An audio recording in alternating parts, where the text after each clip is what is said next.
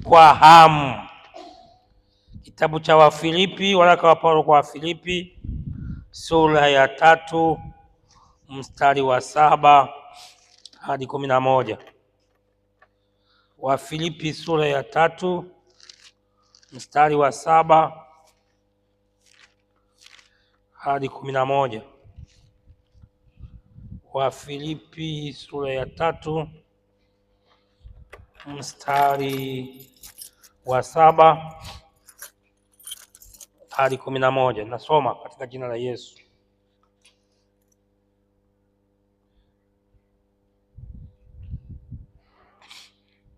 Biblia inasema, lakini mambo yale yaliyokuwa faida kwangu naliyahesabu kuwa hasara kwa ajili ya Kristo.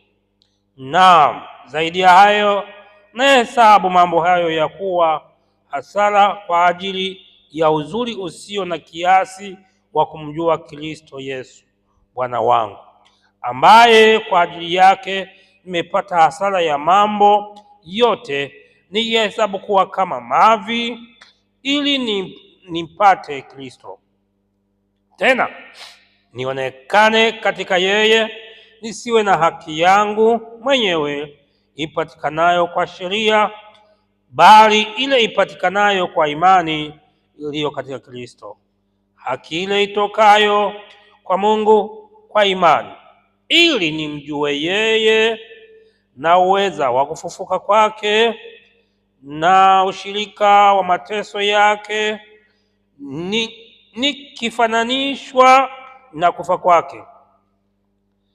11, ili nipate kwa njia yoyote kuifikia kiama ya wafu. 12, si kwamba nimekwisha kufika au nimekwisha kufika kwa kuwa mkamilifu, la, bali na kaza mwendo, ili nipate kulishika lile ambalo kwa ajili yake nimeshikwa na Kristo Yesu. Tuombe. Na kushukuru Mwenyezi Mungu Baba muumba mbingu na nchi, na kushukuru mwanao Yesu Kristo ambaye mchana wa leo, jioni ya leo, siku ya leo, wakati wote Mungu umekuwa nasi. Ulituumba kwanza na sasa tuko hapa. Tumekuja mbele zako mchana wa leo. Bwana, tuongoze, utuwezeshe tunapoanza neno lako la uzima. Kila mmoja aliyesikia maandiko matakatifu, jaze nguvu yako na kumlisha sawa sawa na mapenzi yako. Nakuja kwako Bwana, Roho wako Mtakatifu akafanye kazi, na kuomba afanye kazi ndani ya mama huyu, baba huyu, na kila yeyote atakayesikia huko mitandaoni. Katika jina la Yesu naomba nikiamini kwamba Mungu utasikia katika jina lako takatifu. Amina. Amina. Ni mwandishi ni Paulo, aliwaandikia Wafilipi. Wafilipi ni wale watu ambao walifungua kanisa. Paulo na Sila wakiwa gerezani kwenye miaka ya 50 na kitu 60 mpaka 60, Paulo akiwa gerezani na Sila, milango ilifunguka. Mlinzi wa gereza akaona kwamba sasa maisha yangu yamekwisha, akataka kujikata, kujinyonga, kujiua. Lakini Paulo na Sila akamwambia, la hasha, usijinyonge, sisi tuko hapa, tunataka tukuonyeshe kwamba tuna Mungu ambaye ni Mungu wa kweli. Katika kanisa la Filipi, nyimbo za Paulo na Sila pamoja na maombi ya Paulo na Sila vilitikisa mlango wa gereza. Kwa hiyo sasa anapoandikia Wafilipi, ni kanisa ambalo limefunguliwa, na sasa kanisa ambalo sasa linaendeshwa na Paulo kupitia kwa washirika wa Filipi. Na sasa tunasema yule mkuu wa gereza akawa ndio mzee wa kanisa lile, akawa mshirika wa kwanza, yeye na nyumba yake yote, maana muujiza wa Kristo ameuona mwenyewe. Mlango ya gereza imefunguka kwa kuimba tu pamoja na maombi yao. Kwa hiyo sasa hawa walikuwa ni washahidi wakubwa kwenye kanisa hili. Kwa nini tunamhitaji Yesu Kristo kwa hamu? Tunamhitaji Yesu Kristo kwa hamu aponye maisha yetu. Tunamhitaji Yesu Kristo kwa hamu afufue vipawa vyetu. Tunamhitaji Yesu Kristo atibu magonjwa yetu. Tunamhitaji Yesu Kristo atupandishe viwango. Tunamhitaji Yesu Kristo. Paulo yeye anaandika kwamba mambo yaliyokuwa ni yanamfurahisha kinyume na Kristo aliyahesabu kuwa takataka, choo, ili kwamba ampokee Yesu Kristo awe pamoja naye. Sisi je, wewe na mimi uko tayari kuyaona hayo nayo yafanya kama ni takataka? Kuyaona hayo yaliyokuzunguka kama ni takataka? Akataja hata neno la aibu la kinyesi kwamba naam, zaidi ya hayo na yahesabu mambo yote kuwa kasara kwa ajili ya Kristo, ya uzuri wa Kristo usio na kiasi kwa kumjua Yesu Kristo. Paulo alimjua sana. Paulo ni nani? Paulo ni yule ambaye aliokoka njiani Dameski akiwa amekwenda kuwasulubisha na kuwaua watakatifu. Paulo akiwa njiani, umeme na taa kubwa ambayo hajawahi kuiona vilimulika kichwa usoni, nasikia sauti namuuliza, unani wewe unayenitafuta? Paulo akiwa anaitwa Sauli aliona ajabu sana. Hajawahi kuona sauti hiyo wala kuisikia sauti hiyo wala kuona mwanga huo, wala hajawahi kupigwa kama alivyopigwa siku ile. Paulo akiwa muda ule ni Sauli, muda mfupi uliukaa batizwa kwenye maji mengi, akadumbukizwa na wakina Petro na baadaye akaitwa Paulo. Ndio huyu tunamwona siku ya leo akihudumu katika nyaraka zake 13. Katika Biblia ya Agano Jipya karibia nusu yake ni barua za Paulo. Paulo nyaraka zake zilijenga kanisa lile la kwanza, lakini kanisa hili la sasa pia nyaraka zake zimejenga. Tunakumbuka tunafunga ndoa kupitia kwenye nyaraka za Paulo. Nyaraka za Yesu ziliandikwa, Paulo akafafanua sana. Kwa hiyo tunapata ufafanuzi mzuri kupitia nyaraka za Paulo. Hata mambo ambayo yalikuwa ni magumu kwa Yesu aliyozungumza maneno magumu, lakini Paulo aliongozwa na Roho Mtakatifu akayafafanua ikaweza yakawa sahihi. Kwa hiyo tunapaswa kwanza kuwa na ushirika naye.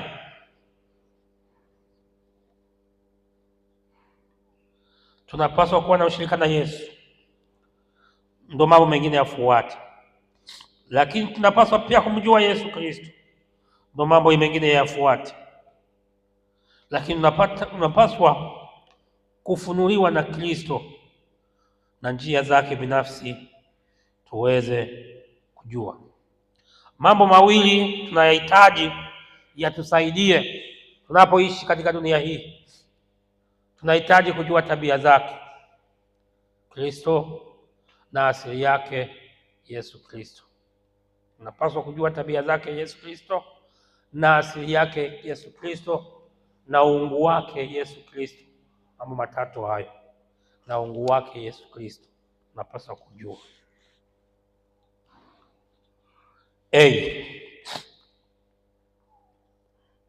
Mungu amemfunua kwetu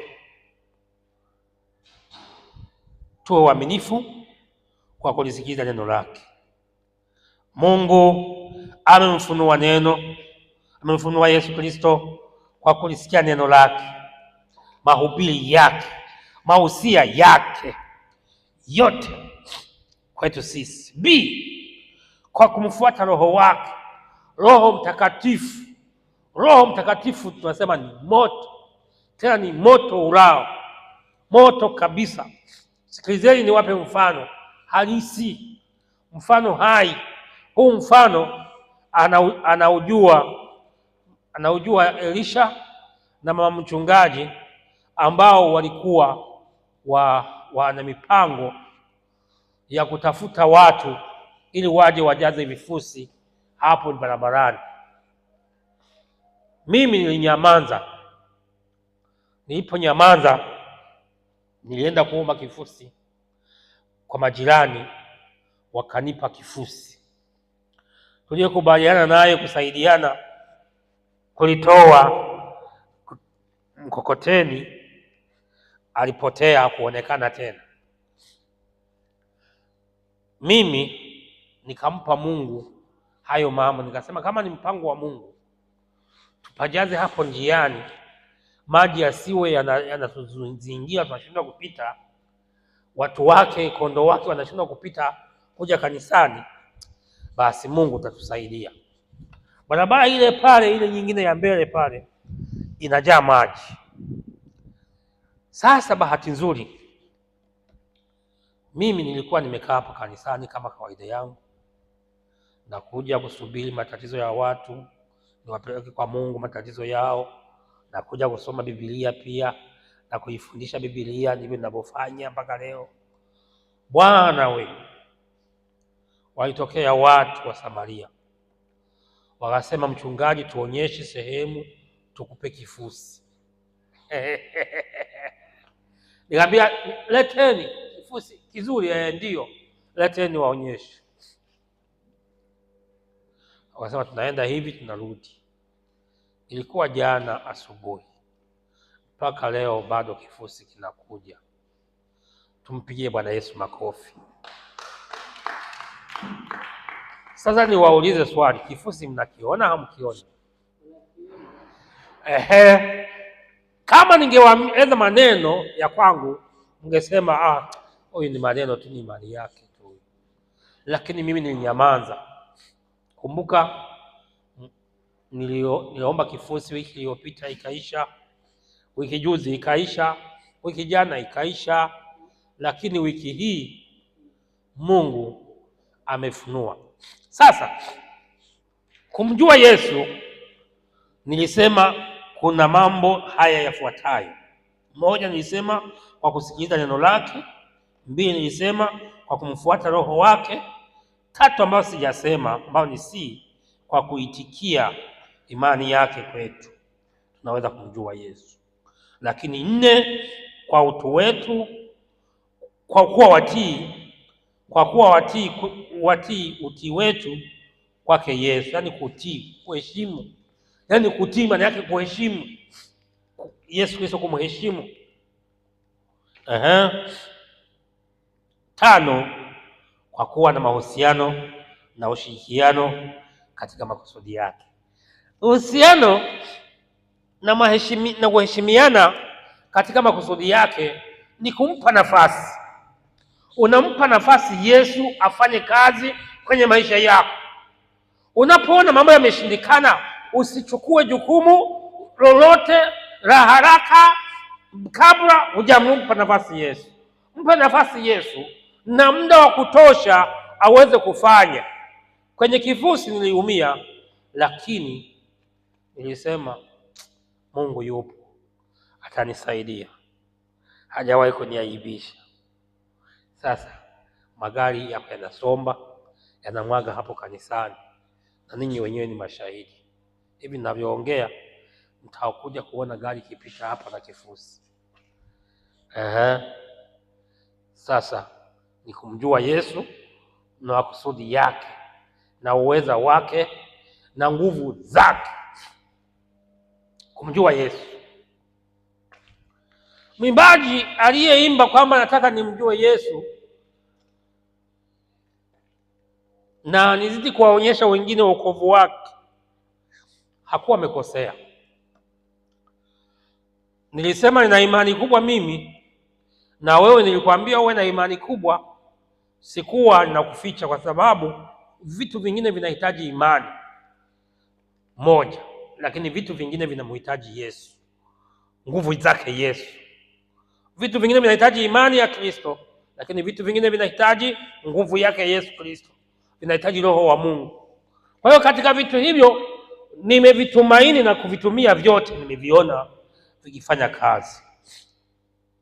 Kwa hiyo nilisema tunamhitaji Yesu aponye maisha yetu, avuvue vipawa vyetu, atibu magonjwa yetu, atupandishe viwango, tupande zaidi. Ndivyo nilivyosema tunamhitaji Yesu. Lakini pia nilisema Yesu kuwa tutamfahamu Yesu kwetu kwa kulisikia neno la Mungu, neno lake na Mungu, lakini pili kwa kufuata Roho wake, tatu kwa kuitikia imani yake kwetu, nne kwa utii wetu kwake, tano kwa kuwa na mahusiano mazuri na ushirikiano mzuri katika makusudi yake. Nadhani mnanielewa vizuri. Hata yule mtu ambaye atakuwa amechelewa ameelewa ninachozungumza. Andiko ni Wafilipi sura ya 3 mstari wa 7 hadi wa 11, ambao nasema naanzia mstari wa 10 hadi 11, nasema ili nimjue yeye na uweza wa kufufuka kwake na ushirika wa mateso yake, nikifahamishwa na kufa kwake, nikijulishwa. Huu ni mstari mmoja tu wa 10, kujulishwa kila kitu. Huu sio mkumbo. Mkumbo unaua. Unaweza ukafuata mkumbo, ni kama mtu anayefuata maji yanayokwenda kumpeleka shimoni, kwa hiyo atashangaa anaingia shimoni. Hilo lilikuwa ni jambo la kwanza. Jambo la pili, kuonekana katika Kristo, kuwa na muunganiko naye, kuwa na ushirika pamoja naye, yaani kuna kutupasa sisi kuwa nao, yaani kuonekana katika Kristo, kuwa na muunganiko naye pamoja na ushirika pamoja naye, vinahitaji kwa kila mmoja wetu. Tuangalie Wafilipi 1:10 hadi 11. Wafilipi 1:10 hadi 11, Biblia inasema mpate kuyakubali yaliyo mema, ili mpate kuwa na mioyo safi bila kosa mpaka siku ya Kristo. 11, hali mmejazwa matunda ya haki kwa njia ya Yesu Kristo, kwa utukufu na sifa ya Mungu. Zamani Wakristo waliitwa watu wa njia ile. Watu wa njia ile hawakuwa Wakristo kwanza, ila walikuwa watu wa njia ile. Na walipokuwa wanahubiri kuelekea katika vituo mbalimbali vya nchi za duniani, walisema wale jamaa watabishaji na huku kwetu wamefika. Yaani ni kama vile kimbunga fulani. Injili ilipokuwa inahubiri kwenye nchi hizo za Syria, nchi za Waarabu na nchi za wapagani, kimbunga kiliwafikia kama kimbunga kilichoko Irani sasa hivi. Irani watu wanaokoka sana kwa nguvu kubwa, na kile kimbunga kimefika hapa Tanzania. Tunasubiri, kuna mlipuko, cheche zimeanza kutembea. Kwa sisi viongozi wa dini wa mkoa wa Dar es Salaam na wilaya zake tayari tumeshaanza kupata furaha. Tumeanza kufurahi hata kabla yenyewe ya kufikia kwamba huenda yale yanayotokea Irani sisi tukawa washirika zaidi wa kiroho, sio wa kimwili. Wa kimwili ni kwenda kupigana, lakini sisi tunakubali kwamba huenda ile vita sio vita ya kimwili au ya kidunia, ni vita ambayo inaweza kaenda kuwa ya kiroho pia, kwa sababu na sisi inabidi tujipange. Tujipange vipi? Tujipange kiroho, tujenge makanisa, tufungue makanisa, tuongeze makanisa, tuongeze washirika kila mahali makanisa yajengwe, makanisa yashughulike, makanisa yainuke, na makanisa yafanye kazi na watu waingie humo, okolewe humo. Ukisikiza habari nzuri zilizotoka Irani, zinasema kuwa Irani watu wamempokea Yesu kwa nguvu kubwa. Sijui kuna mtu amewahi kusikia hiyo? Ninyi amwangalia vyombo vya habari kwenye simu kubwa kubwa hizi, labda sijui mnaangalia nini kwenye simu kubwa, lakini kwenye simu kubwa ninachoangalia mimi, nimeona Irani uwezo wa Mungu ukifanya kazi, wale watu wakikubali kwa risasi, kwa mabomu, kwa kuuawa, wamemkubali Yesu. Bwana Yesu asifiwe. Haijawa nchi yote nzima, lakini visehemu vinampokea Yesu. Vita ilikuwa ni vita ya mwili, lakini sasa vita inakwenda kuwa vita ya kiroho ambayo itatuhusisha na sisi. Jambo la kwanza, tutambue makusudi yake kupitia upendo wake ambao umekwisha kumiminwa kwetu. Upendo wake umekwisha kumiminwa kwetu, tutambue makusudi yake. B, tutambue tumaini letu ambalo liko kwake, tumwishie yeye Kristo kama alivyo, tumwishie yeye. Lakini si neema yake ndiyo tunayotegemea. Hapo tutasoma Warumi 5 mstari wa 5, na sijui kama msomaji ameshafika au ndo wako kwenye semina huko, wengine hatuwezi kusoma. Ndugu zangu, kusoma ni kwa kila mtu. Hata mimi nilianza kusoma Biblia, nilianza kuzisoma. Warumi 5:5, soma katika jina la Yesu. Na tumaini halitayarishi, kwa maana pendo la Mungu limekwisha kumiminwa katika mioyo yetu ya Roho Mtakatifu tuliyopewa sisi.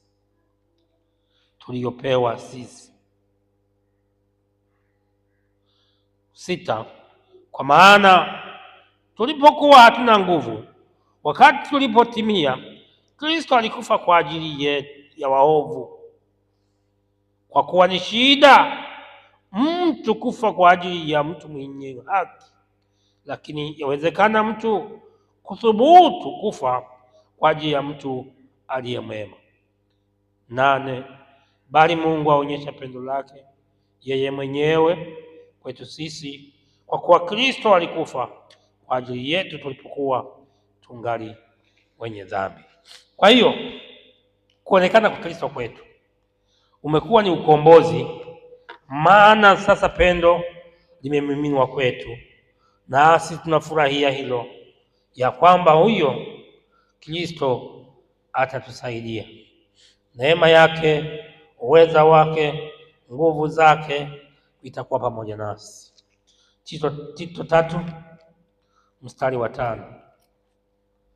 Tito 3 mstari wa 5 hadi wa 6. Tito, waraka wa Paulo kwa Tito. Waraka wa Paulo kwa Tito sura ya 3 mstari wa 5. Nasoma. Si kwa sababu ya matendo ya haki tuliyoyatenda sisi, bali kwa rehema yake Yesu Kristo, kwa kuoshwa kwa kuzaliwa mara ya pili na kufanywa upya Roho Mtakatifu. 6, ambaye alitumwagia kwa wingi kwa njia ya Yesu Kristo Mwokozi wetu. Tunapokuwa tumemwagiwa, hatuishii tu kuabudu, hatuishii tu kusifu, hatuishii tu kuja kanisani, hatuishii tu kusema mitaani, kupepea bendera ya Yesu mitaani. Tunapepea bendera ya Yesu mitaani huku tukivuta watu wafuasi, tukiwavuta njooni kwa Yesu. Sio kukaa kimya, kuwavuta, kuwaleta watu waje kwa Yesu. Njooni kwa Yesu, tunawaleta kwa Yesu kwa sababu tumemwagiwa pendo kubwa la Kristo, kwamba ni shida mtu kufa kwa ajili ya mtu mwingine ili aokoke, yaani kufa badala yake. Wewe huwezi kufa badala yangu, mimi siwezi kufa badala yako, lakini Yesu alikufa badala yetu. Jina la Bwana libarikiwe. Kwa hiyo katika Tito 3:5 hadi 6 tuangalie, hatukutenda matendo mazuri ambayo yametufanya sisi kwa wakamilifu. Sisi hatujafanya mazuri sana, bali ni rehema yake, na kwa kuoshwa, kwa kuzaliwa na kufanywa mara upya mara ya pili na Roho Mtakatifu. Kubatizwa ni kazi, sio kazi nyepesi. Kubatizwa ni issue. Maana wengi siku ile wanabatizwa ndio siku wanaokufa kiroho. Wiki ile ile, mwezi ule ule, mwaka ule ule, unakuta wanahangaika, hawavumilii. Wakati mimi nabatizwa, sikujua kama miaka hii itafika Yesu hajarudi. Maana nilielewa sana, nilielewa mno, na nilimwelewa mwalimu aliyenifundisha, nilimwelewa. Nilipoanza biashara, nilipoona watu wanakwenda ovyo ovyo. Unajua kama ufanye biashara, hauwezi kujua kama watu wanakwenda ovyo ovyo. Hebu jaribu ufanye biashara hata siku moja, uze hata machungwa uone, ndio utajua watu vizuri.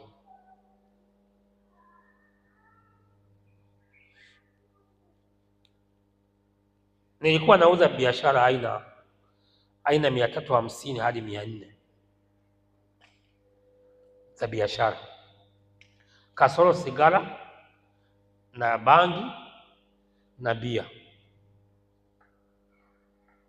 Lakini na mabati sikuyauza, lakini misumari ya bati nimeuza. Misumari ya kujengea inchi 1 mpaka inchi 6 nimeuza. Madawa yote, sumu zote za kuua wadudu kwenye mazao, sumu za aina zote, za nchi zote, nchi ya Msumbiji, Malawi, nchi ya Kenya, Burundi, na nchi zote zinazotumia kwenye kahawa zote, za Malawi, za wapi, zote dawa zake nilizipata kwa ajili ya kuua wale wadudu wa mbugani. Bwana asifiwe. Kwa hiyo nilijitahidi sana kujua majira ya kila kitu. Sasa hapa ndio kuwasoma watu wa kila aina.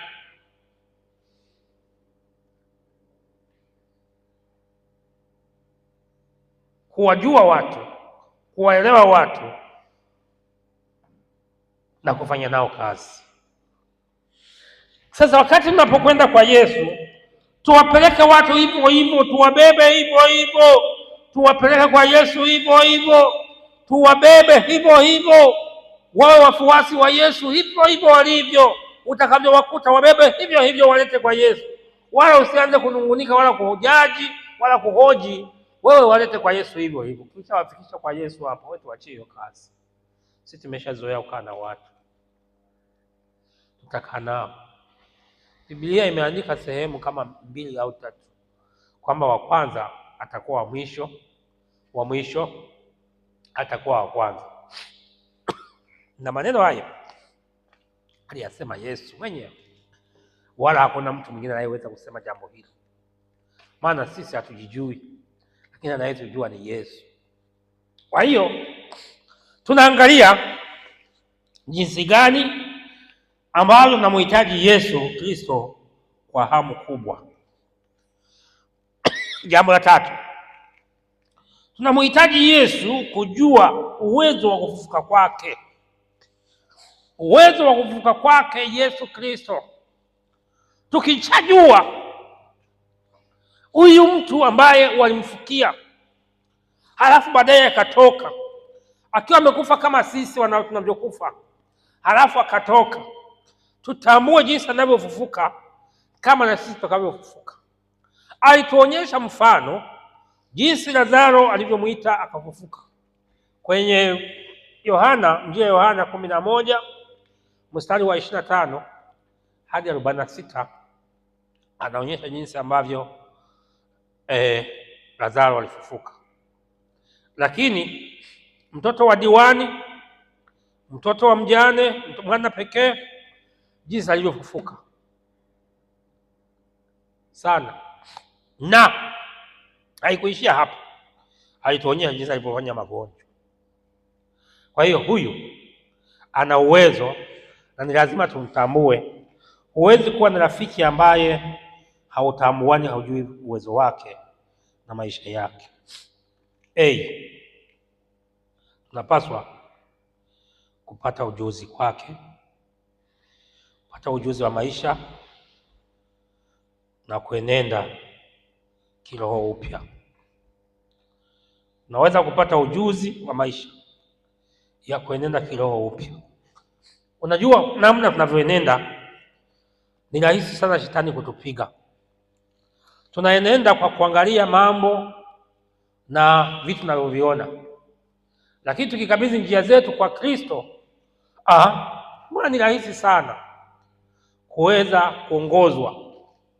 Maana huyu mfufuka alijua kama atakufa na atakaa kaburini na atafufuka.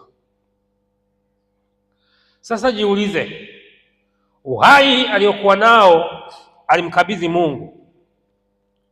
Alisema Eloi Eloi lama sabakthani, Mungu wangu, Mungu wangu, mbona umeniacha? Aliwaambia wanafunzi na Mafarisayo kwamba yeye ana uwezo wa kutoa uhai wake na akautoa tena. Hakuna aliyemwelewa hata kidogo, lakini sisi tunapaswa kumwelewa kwa sababu haya yote yalishatendeka. Tunapaswa kujua kufunguliwa kutoka dhambini, tujue kabisa hilo. Warumi 6 mstari wa 4 tunaweza kusoma pale, tujue kufunguliwa kutoka dhambini. Na huyu Paulo aliyeandika Warumi 6:4 anaeleza sana ubatizo.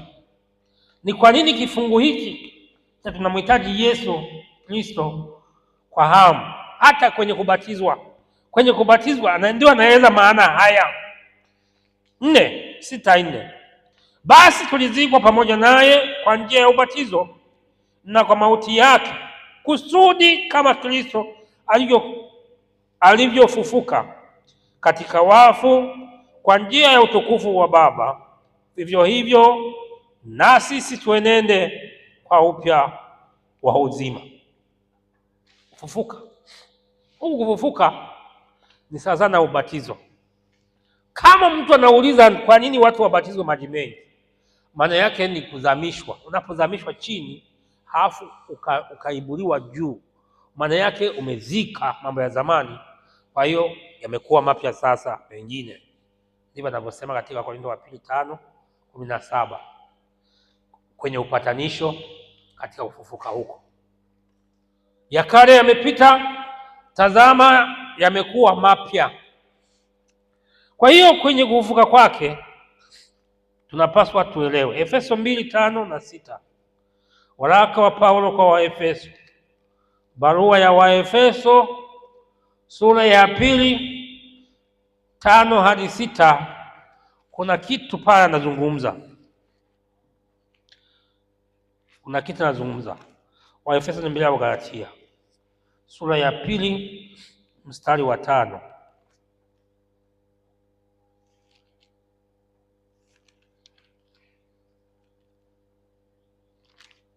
Tunasoma katika jina la Yesu.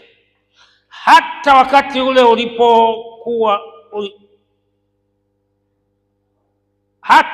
ule tulipokuwa wafu kwa sababu ya makosa yetu, alituhuisha pamoja na Kristo. Yaani tumeokolewa kwa neema. 6. Akatufufua pamoja naye, akatuketisha pamoja naye katika ulimwengu wa roho na katika Kristo Yesu. Akatufufua. Kumbe tulikwisha fufuka. Hatukujua kama sisi tulikufa pamoja naye. Kumbe siku yetu tunakwenda kubatizwa kwenye maji mengi. Basi ndio maana hatutumii maji ya glasi kubatiza. Wakati fulani nilisema, mtu mmoja nilimweleza tunafaa kujenga kisima hapa kanisani cha kubatizia. Aliniambia mchungaji, samahani, tunakuja baharini tu kwenye maji mengi, tunaomba tusibatizwe kwenye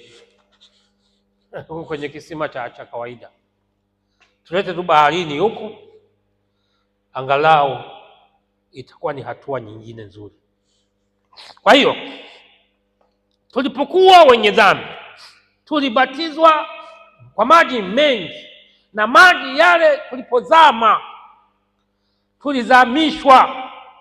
Na mimi huwa nawauliza watu, je, tulipokuzamisha uliona nini? Ukiwa chini ya bahari uliona nini? Wengine wanazungumza.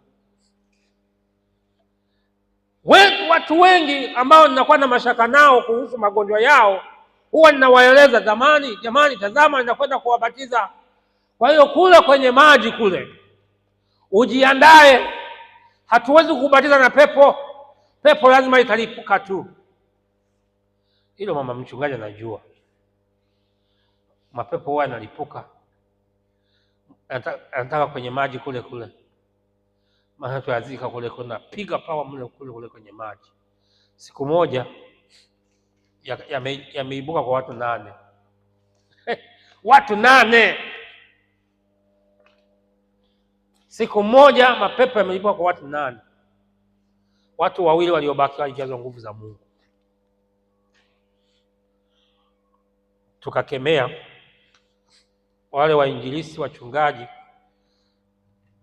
Wengine wakaanza kusema hawa si washirika wangu, hatukubali, ni washirika wako. Wewe kubali tu, hata usikatae.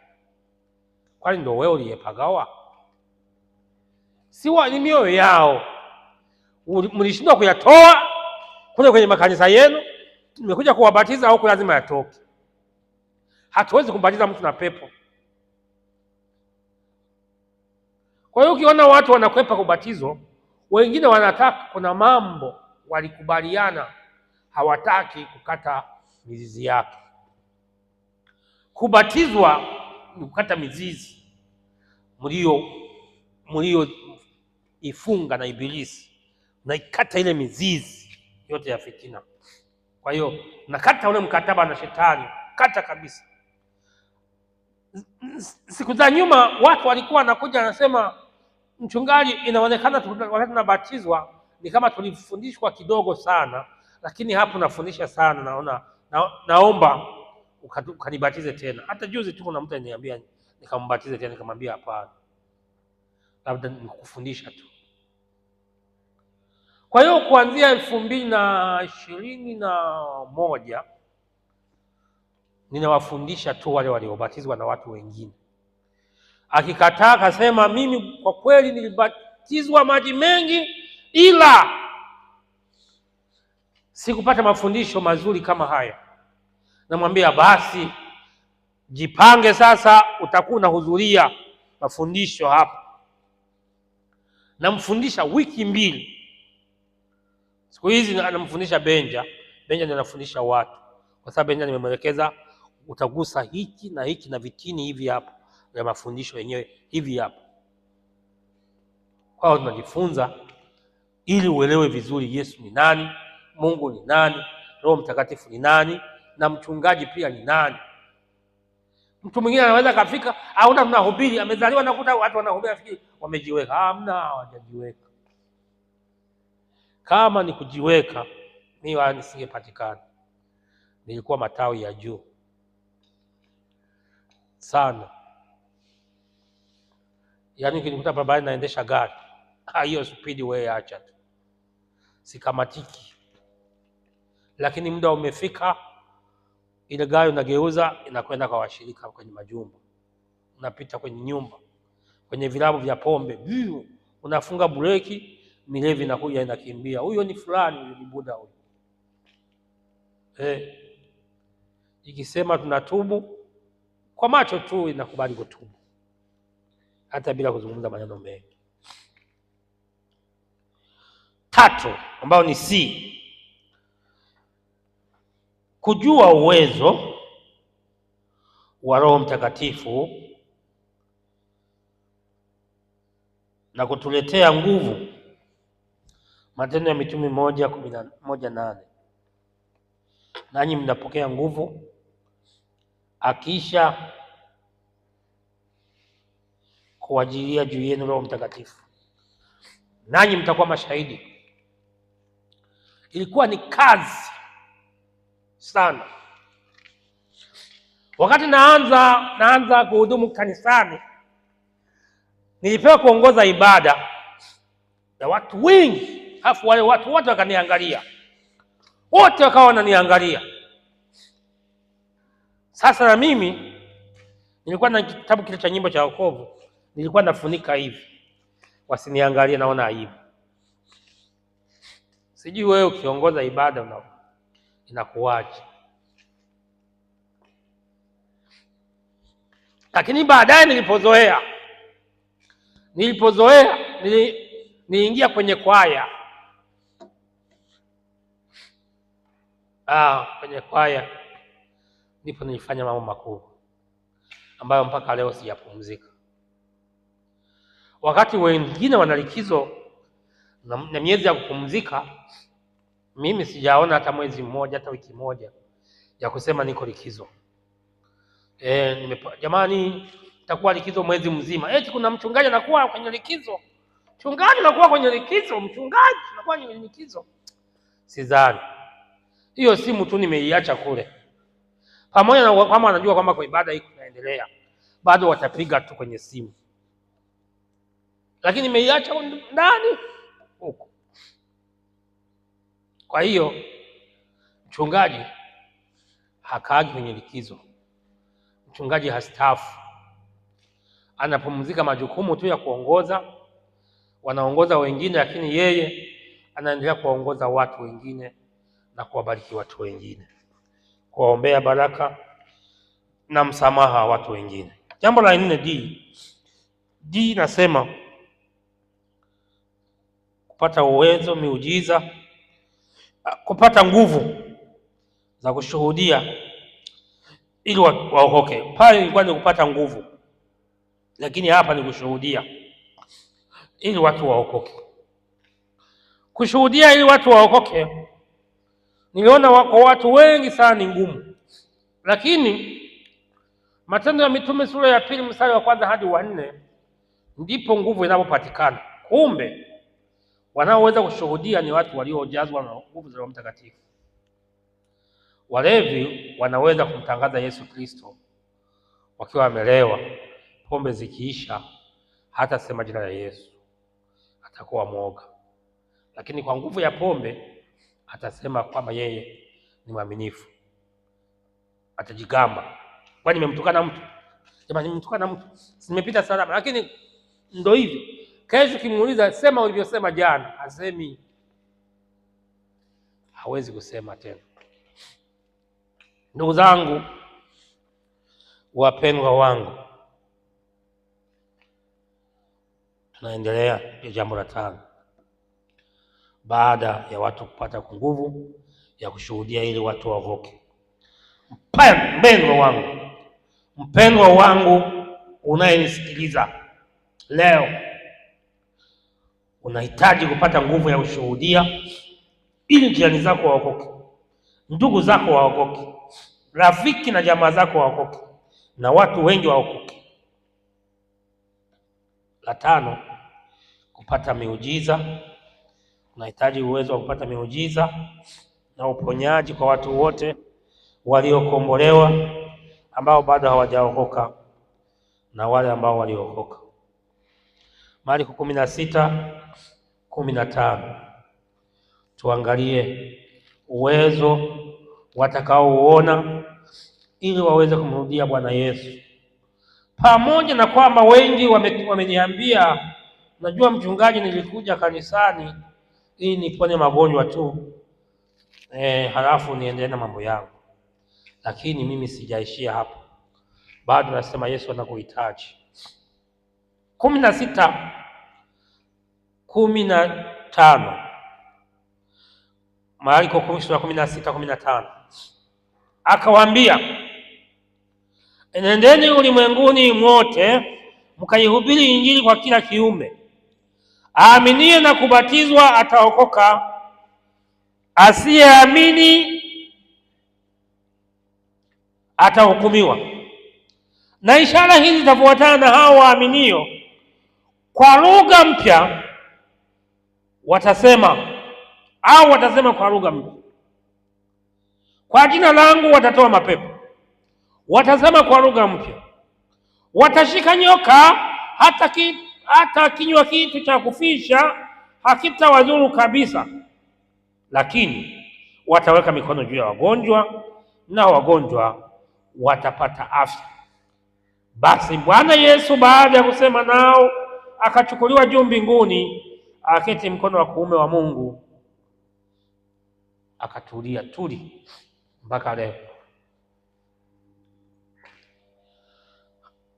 Hiyo watu walifikiri ni masiara. Nguvu ya Mungu inaposhuka ndani ya mtu aliyesimama, ndani ya mtu anayekwepa dhambi, ndani ya mtu aliyejaa nguvu za Mungu, ni lazima mikono yake akiweka juu ya mgonjwa atapata afya, atakwepa akila kitu cha kufisha. Hivi ni vitu ambavyo hata huwezi kuvisikia kama unavyo. Huwezi kujisikia uzito wa kubeba vitu vya namna hiyo, lakini unaweza kufanya. Mahali popote unaweza kufanya, eneo lolote unaweza kufanya, sehemu yoyote unaweza kufanya. Uwe mwanaume, uwe mwanamke, unaweza kufanya. Tumefanya mitaani, maofisini, kwenye biashara za watu, kwenye mikusanyiko ya watu, kwenye mikutano ya Injili, mahali tumefanya. Tulimwona Mungu kwa jina la Yesu Kristo akifungua watu, na anaendelea mpaka leo kufungua watu. Na niwaibie siri, najua mnafahamu, ukigusa simu yangu nikiwa nahubiri, lazima Roho wa Mungu akushike. Ukisikusa redio ukiwa mhubiri akiwa nahubiri, lazima Roho wa Mungu akushike. TV hivyo hivyo. Maadamu yule mhubiri alikuwa anahubiri neno la kweli lenye nguvu ya Mungu, neno la kweli lenye nguvu ya Mungu, lenye upako, lazima utafunguka tu sana. Niliombea mtu akiwa amelazwa kwenye hospitali fulani bila kumjua. Nilipigiwa simu na watu, nimeshapigiwa na watu wengi kwenye simu zao. Matokeo yake wale watu walipona. Ni wengine nimekuja kuwaona baadaye, walikuja mpaka hapa. Mimi ndiye yule mtu uliyemwombea kwa mkoa fulani. Kwa hiyo nilipona, nimekuja kukushukuru Mungu, na wewe pia uliyenisaidia kwa maombi. Kwa hiyo mambo ya kuzingatia, mambo ya kiroho ambayo yatatusaidia hata sisi. Marko 16 hiyo mstari wa 16 wa 18, hebu ufanye hivi. Lakini Efeso 1:18 hadi 20 pia andika. Twende jambo la 4, namba 4. Uwe na tabia ya kushiriki mateso ya Kristo kwa kujikana mwenyewe.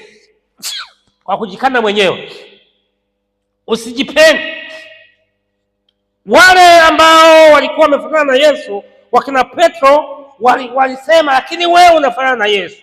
Walikata. Ila jogoo alipowika mara 3 walisema wenyewe kwa kizao kwamba Bwana samehe. Maana waligundua kama amesema huo. Lakini kufanana na Yesu ni tabia unazoonekana nazo mtaani, mahali popote. Unapofanana na Yesu, tembea kwako, kwenda kwako, maisha yako, utulivu wako, tabia unazozifanya zinafanana na Yesu. Kwa hiyo moja kwa moja utajulikana kama unafanana na Yesu. Mambo ya kufanya ili fanana na Yesu. Sulubisha utu wa kale hadi wote waone umebadilika. Sulubisha ulevi wako wa zamani, ukahaba wako wa zamani, uasherati wa zamani, wizi wa zamani.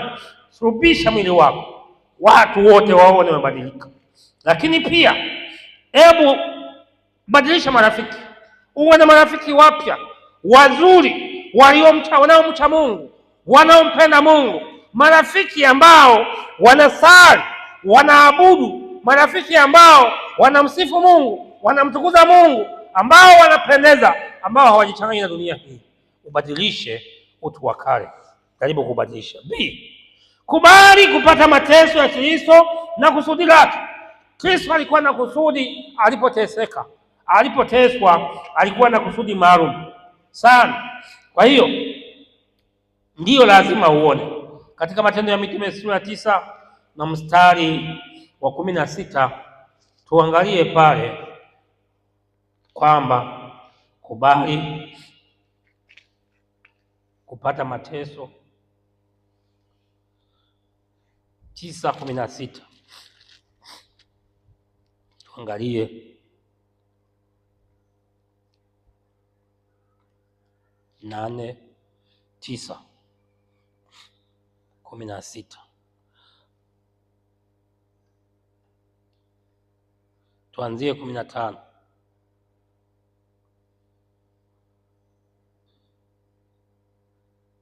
Lakini Bwana akamwambia Sauli, nenda tu, kwa maana huyu ni chombo kiteule kwangu, ni Petro, sio Sauli, alichukua jina langu mbele ya mataifa na wafalme na wana wa Israeli, maana nitamwonyesha yaliyo mengi ya kumpasa kuteswa kwa ajili ya jina langu. Huyu ni Sauli anapookolewa. Huyu ni Sauli anapookolewa. Ukisoma 9:1 utagundua, utaona Sauli yaliyomkuta yote mpaka muda huu, kwamba ni chombo kiteule. Hatutishwi na mtu na dhambi zake. Hao tunaoona wana dhambi, wanafanya vitu vya ajabu ajabu, wanaweza kubadilika mara moja sana. Nani anamkumbuka Masanja miaka ya nyuma, mkandamizaji alivyokuwa anasema Mwanawane? Nani anakumbuka? Kwenye miaka ya 2007, kwenye miaka ya 2007, ndugu yangu, Masanja na zile nywele zake zile, alikuwa ni mtishio enzi wa kina Kanumba. Lakini sasa hivi ni mchungaji. Sijui mnanielewa vizuri. Kwa hiyo mtu yeyote anaweza kubadilika. Hata wewe unaweza kubadilika. Hata fulani anaweza kubadilika. Sauli anabadilika kuwa Paulo baada ya ubatizo. Kwa hiyo na sisi tukibatizwa batizo mbili, batizo zote mbili, lazima tubadilike. Ubatizo wa kwanza ni wa maji mengi, lakini ubatizo wa pili ni wa Roho Mtakatifu. Kwa hiyo tukibatizwa katika batizo hizo mbili, bado tutaitwa wateule na watakatifu. Alisema katika Zaburi 16:3 kwamba watakatifu walioko duniani ndio ninaopendezwa nao. Kwende Rumi 6:5 hadi 6, naona tumeshasoma hiyo, lakini tusome Wakorintho wa kwanza 15:31. Wakorintho wa kwanza 15:31.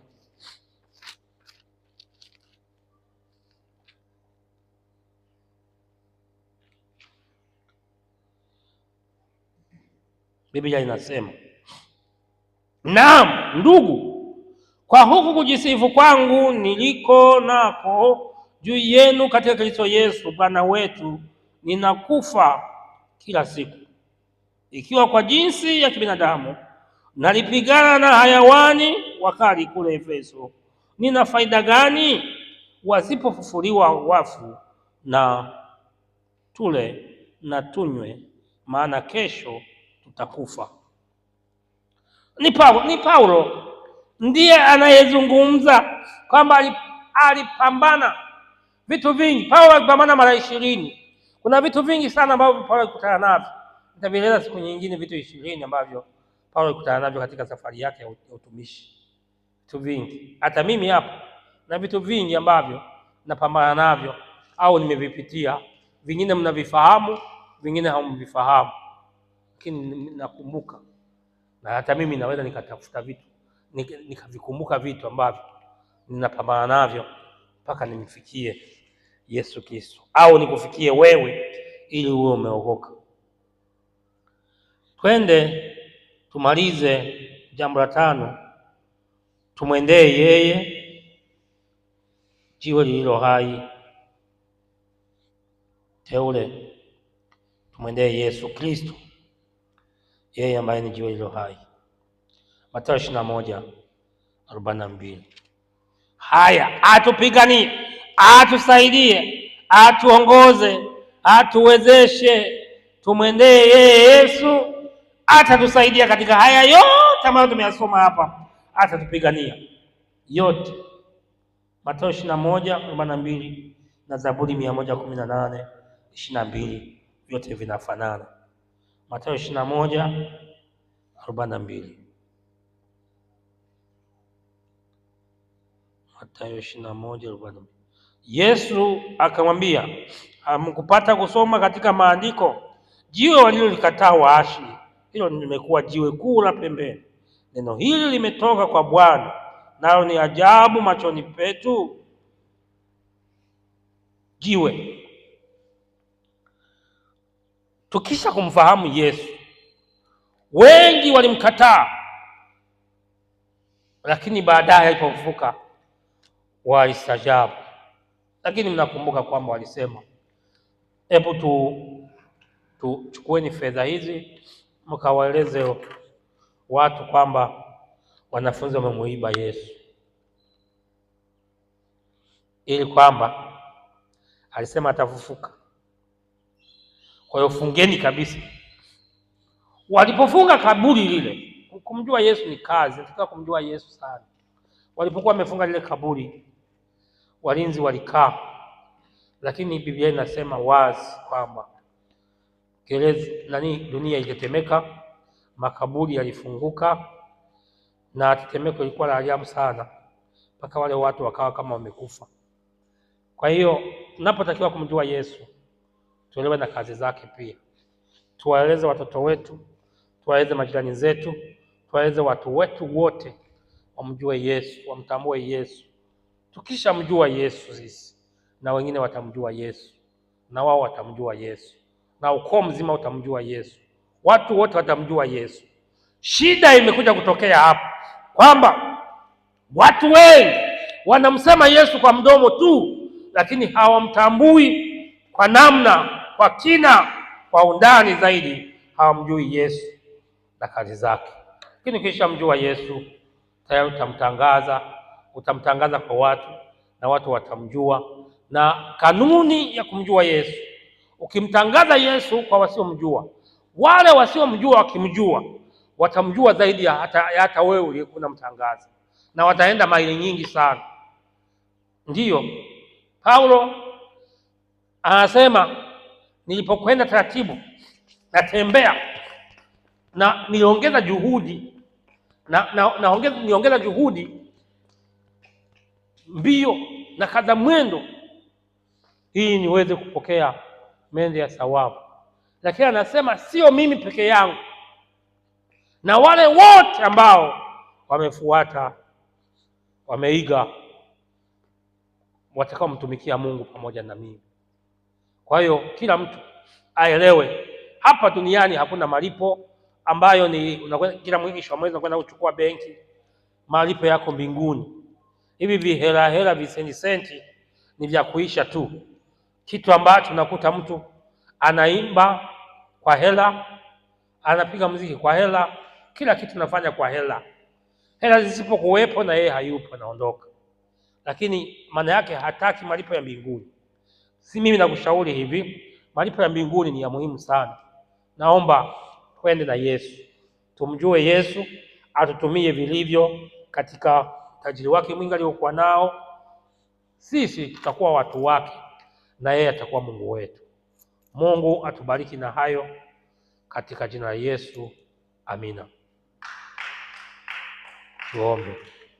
Nakushukuru Mungu kwa ajili ya neno lako la uwezo.